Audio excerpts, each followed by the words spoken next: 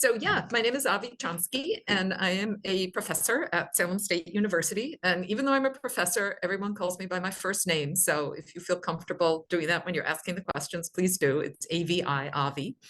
And I got a PhD in Latin American history at University of California, Berkeley, way back in 1990.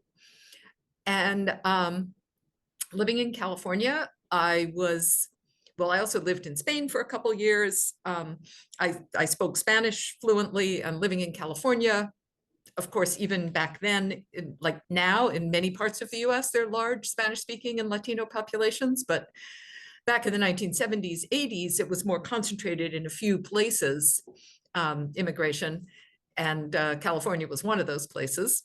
So I did a lot of work with immigrant communities while I was there. And then after I got my PhD and moved back to the East Coast, which is where I grew up, I continued to work on Latin American history and with immigrant communities that were growing in the area of Massachusetts, where I live now.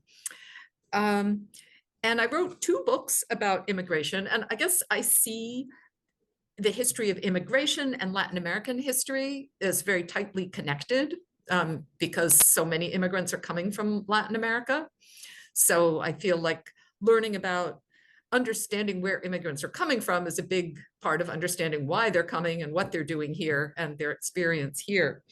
The first book I wrote about immigration, I published in 2007, and it's called They Take Our Jobs and 20 Other Myths About Immigration.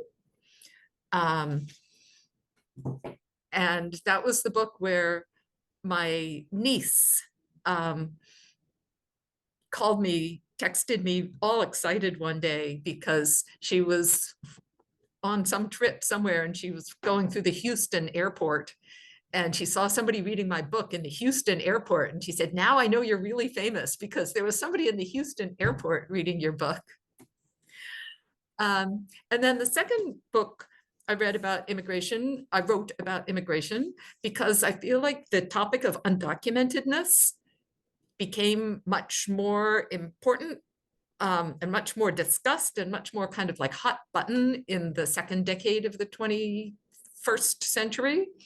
And I published this one in 2014. It's called Undocumented: How Immigration Became Illegal.